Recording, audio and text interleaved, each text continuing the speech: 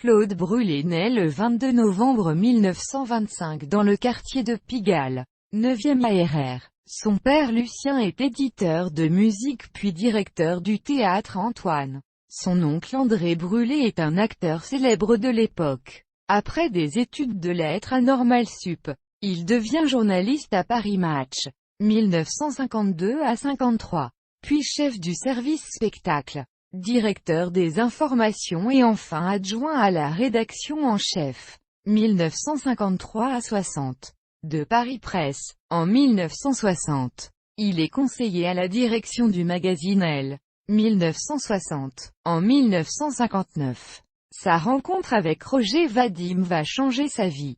Il coécrit avec lui le scénario des Liaisons dangereuses.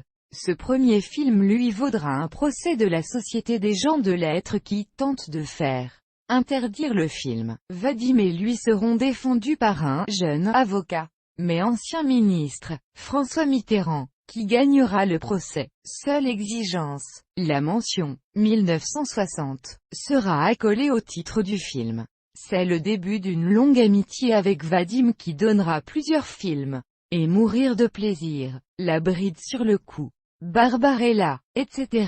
En 1961, c'est la rencontre avec Luchino Visconti pour qui il écrit les dialogues français et une partie du scénario de Rocco et ses frères. S'il travaille beaucoup pour l'Italie dans les années 1960, il réalise également en France les adaptations d'œuvres très populaires comme Angélique, Marquise des Anges, Merveilleuse Angélique et Paris brûle-t-il. Dans les années 1970, il commence à écrire pour la télévision, devenant scénariste de quelques-unes des grandes dramatiques de l'époque. La Dame de Montsoreau, Molière pour rire et pour pleurer, Voltaire ou Ce diable d'homme, Le roi qui vient du sud, Blanc, Bleu, Rouge ou encore L'argent dans les années 1980. Il est aussi l'adaptateur et le scénariste de séries à succès comme Arsène Lupin. Claude Brûlé a également fait quelques apparitions à l'écran.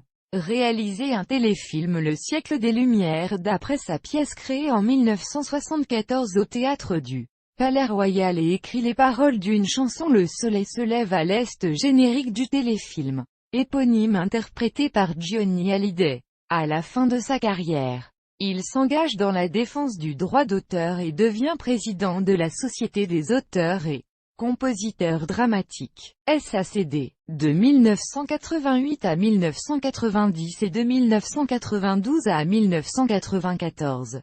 Puis administrateur et délégué aux affaires juridiques au conseil d'administration.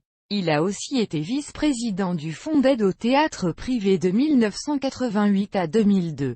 Président d'Utopie, Institut international du théâtre UNESCO, en 2000, secrétaire général des Molières de 2000 à 2004, vice-président puis président de la Société pour l'administration du droit de reproduction mécanique, SDRM, en 2006 à 2010, président du Conseil international des auteurs dramatiques et littéraires, CIADL, vice-président de la Confédération internationale des sociétés d'auteurs et compositeurs, CISAC, administrateur de la sécurité sociale des auteurs, AGESA, et chargé de cours à l'université Paris-Yves-Sorbonne sur le droit d'auteur. Il meurt à Paris le 30 septembre 2012 d'une crise cardiaque alors qu'il était encore médiateur juridique de la SACD. Ses obsèques ont été célébrées en l'église Saint-Roch le 5 octobre 2012.